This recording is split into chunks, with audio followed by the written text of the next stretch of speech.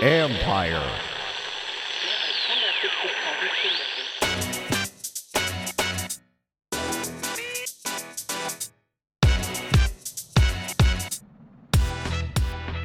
All they want is to have the same opportunities, to receive the same type of consideration. What's up, everybody? This is the Football Jones Podcast. I am Mike Jones. You can read me at usatoday.com. Follow me on Twitter and Instagram at @ByMikeJones. Thanks for listening. I'm down here in Mobile, Alabama for the Senior Bowl practices.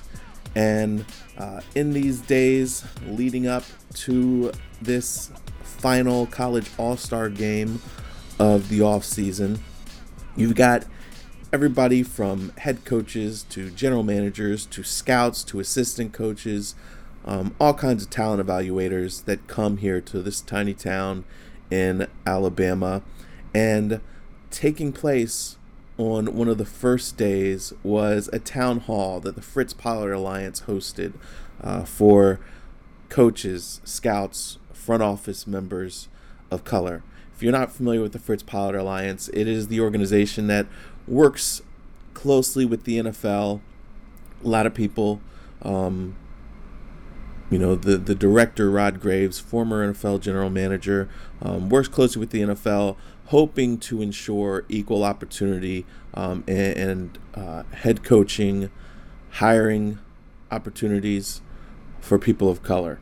Now, if you've been following along, the last several years have been very frustrating for coaches of color.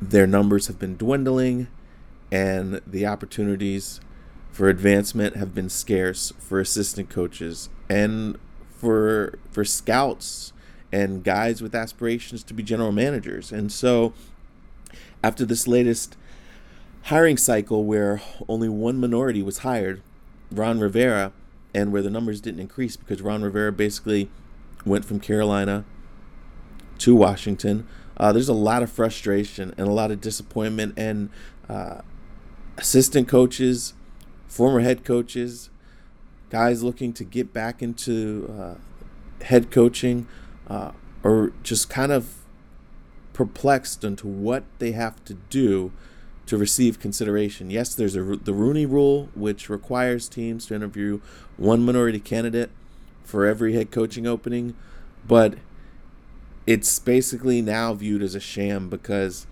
highly qualified guys are not receiving true consideration, and then the standard, the requirement, what owners and general managers want in a head coach continues to change, and so guys are just like, they don't know what to do. And so the Fritz Pollard Alliance wanted to have a town hall to listen to the frustrations, concerns, get some ideas, and also share ideas that they have for what they're trying to do. Rod Graves has been on the job for a little under a year, and he's learning a lot. And so he is my guest today. We're going to talk to him about the frustrations, the initiatives, what they're hoping to do to change this. Because, I hear anytime I write about the problem and the lack of head coaches of color, I get, critics that come back, say you can't force somebody to hire anybody. It shouldn't be about color. Well, you're absolutely right. It shouldn't be about color. And that's why it's frustrating that these guys put in the work, they pay their dues, and they're told that they don't fit the image. They don't feel like, owners have said to guys, they don't feel like they present the image that fans will like. And it's ridiculous because it should be about leadership. They're told at times, well, you don't call plays, or you haven't worked closely with quarterbacks, and we want an offensive coach. And, it doesn't have to do with play calling. It has to do with leadership, organization, having great minds around you. And there are plenty of quality head coaches who are white who haven't been play callers and still do a great job. And the opportunities just haven't been there. And as one, Alonzo Highsmith, who's a front office executive with the Cleveland Browns, said to me, we just want our 12 hours of work to equal the same as their 12 hours of work. They feel like they have to work twice as hard as their white counterparts just to receive consideration. And that's very frustrating for them. And so in the room, there was a lot of guys, probably about 50 to 60 guys, and you could feel the pain of, the rejection, the things they've been told. You could feel the confusion on what they can do, and also wondering what the Fritz Pollard Alliance is doing to try to help improve things, because for a lot of years they've heard of the Fritz Pollard Alliance, but they haven't worked as closely with them. And so Rod Graves is trying to change that. And so he's going to be my guest. Had a really good talk with him. So here we go. Let's sit down with Rod Graves, the director of the Fritz Pollard Alliance.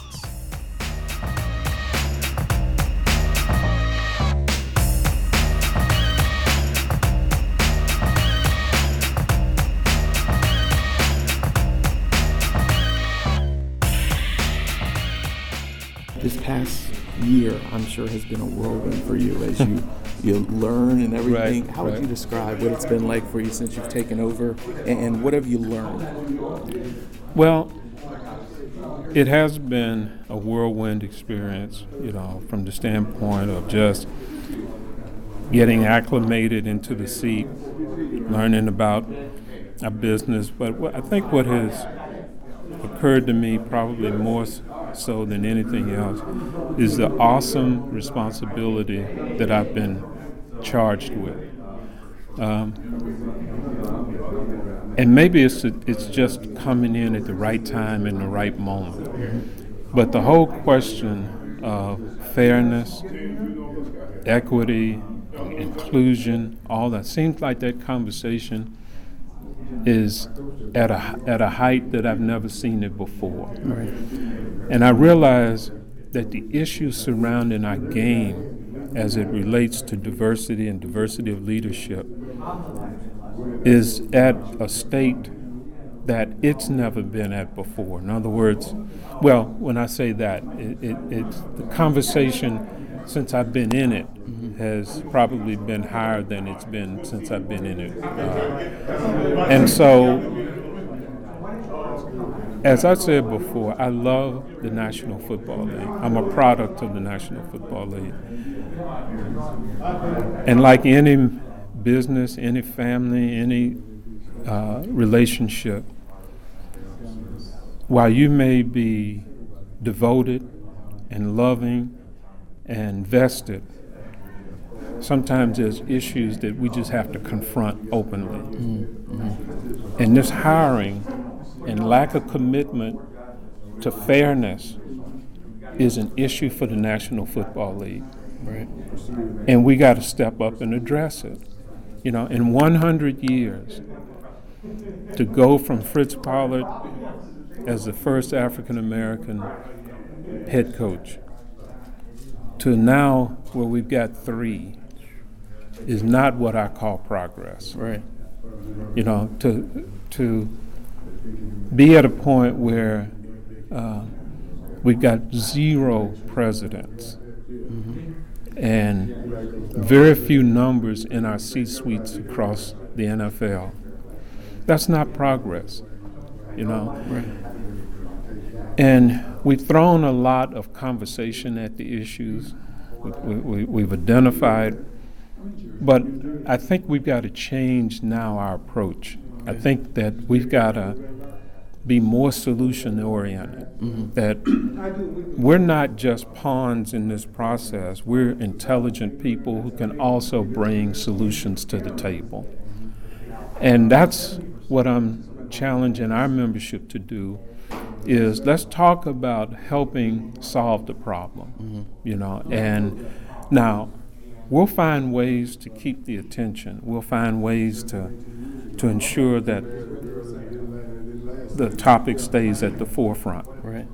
But we've also got to have solutions when we come to the table. We got to be part of the solution process. Right. I'm encouraged. You asked me about what I've learned, but I'm encouraged by the concern on this issue by the commissioner and others. I do recognize that there are people across the league who believe in the diversity of leadership, who have signaled that in their own practices. You know, I can name teams like Arizona and Tampa and others, Minnesota, who have demonstrated that. But what we've got to do is come up with a better system of how we hire people and how we elevate people. Gotcha. And that's just calling it for what it is. Right. One of the things that critics always come back at me anytime I write this is you can't force people to hire certain people. And no, you can't force them, but there just needs to be that chance to actually have a fair opportunity. What do you say to that argument, and how do you help change this?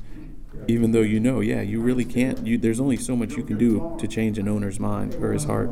Well, all of that is true. Mm-hmm. But what we have recognized is that people who are in positions of decision making, and particularly people who own, are motivated by certain actions. Mm-hmm. And we just have to always know that those tools are available to us. You know, they want to protect their business. They want to protect the bottom line. They want to stay off the front page. Right. Okay. Right. And if we get to a point where we feel like we have to affect those areas, then we know that those tools are available to us. But right now, we're trying to work in a constructive way to where none of that is really necessary. We think the conversation needs to be on the forefront. Right. And we certainly want to build awareness. But I do think that we have ways that we can make this issue a real issue for the National Football League beyond where we are today. But I think we want to be also given credit for trying to do it in a constructive manner.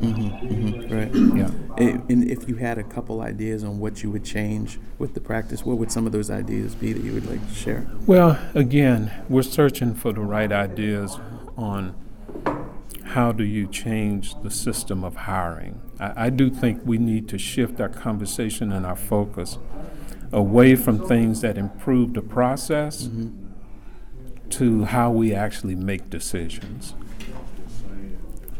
I think the focus really now needs to be there. Okay. We've done everything, to use a golf term, we've done everything to tee it up. Right. We beautified the lawn.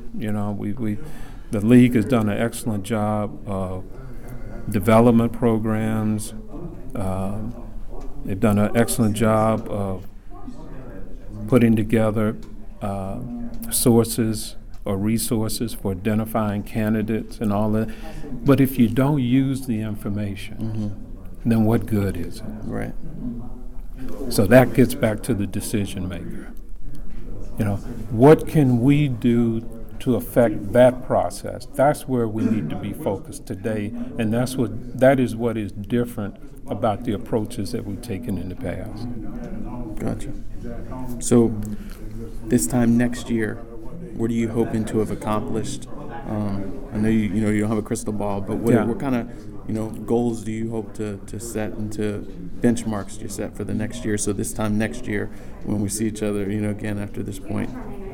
Well, first of all, I want to feel that we've taken steps to strengthen our community, meaning our community of minority coaches and scouts and front office personnel. And what I mean by that is, have we utilized our own resources to become better as a community, and meaning strengthening candidates, whether it's through intellectual resources or anything that we can utilize to inform them to and enhance their their abilities and candidacy. So education and equipping. Absolutely, Okay. all of that. So we've got a job to do with respect to that.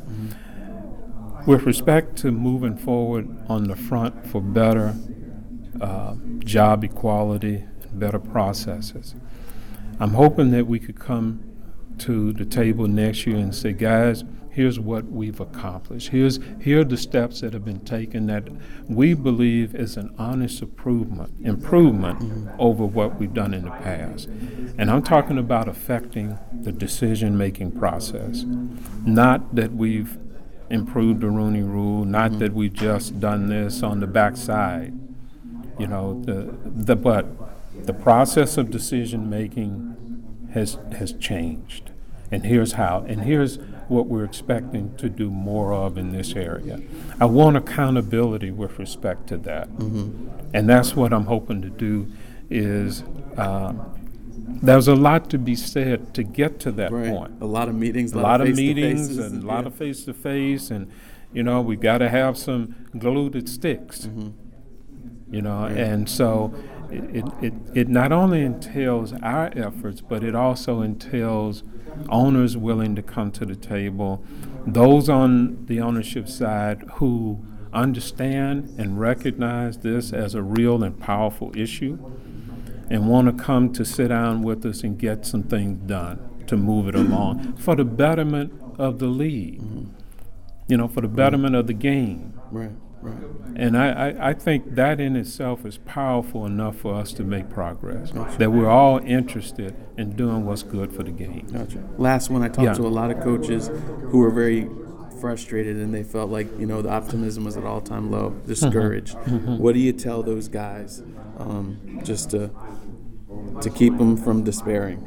Well, it's not any different than some of the challenges that our community has faced since the civil rights period. We know what it looks like, and we know that there can always be a disparity of hope, and that when you feel like it's not going to get any better. But that's the moment when you feel like the responsibility should be on you. It's like I ask every man in the room when we get here next year. I'm open to them asking me, well, Rod Graves, what have you done? But I'd also like to turn to them and say, what have you done? Because giving up is not the answer. Giving up hope and going and being willing to fight for change and being willing to offer solutions, all of those things have to be part of our ability to change the system. Without it, then we've got nothing. And so at that moment when you're feeling like there's no reason why I should be given or have any hope, that's the moment when you need to get up.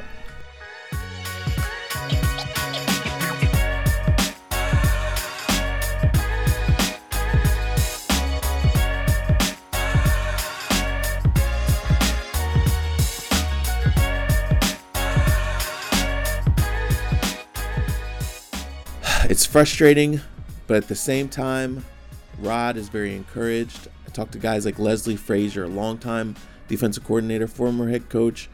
He did not receive head coaching consideration this year, despite leading a very talented Buffalo Bills defense the last several years. But he said, it's not about me. I don't even care about myself. I'm at a stage in my career. I want to help make sure that younger guys, younger people of color have opportunities. And so is like, don't be frustrated. Take action. Alonzo Highsmith, he's got a son who's trying to climb the scouting ranks. He tells him you've got to be proactive. Nobody wants anything handed to them because they're a minority. They just want the opportunities. So part of that is getting out, putting their face in front of people, and they're trying to do their part, but they just want, as Rod said, they want teams, owners, to take this seriously, because a lot of these guys, these former players, have great ideas. They've got great minds, great qualifications, and they want to be able to advance. The league is 75% black, and you only have, 3 minority head coaches. That's not okay. It's not okay at all. But they're going to continue to fight the fight. Might not see a change immediately, but they're hoping that down the road, a few years from now, we'll start to see a change. We'll start to see owners think outside the box and give these guys the opportunities that they deserve. Well, I hope you guys have a great week. I will be coming to you next week from Miami, where all the Super Bowl festivities kick off on Monday. Read me at usatoday.com. Follow me on Twitter and Instagram @ByMikeJones. Download the podcast. Send the link to your friends. Share it on social media even. I appreciate it. Thanks. Have a great day.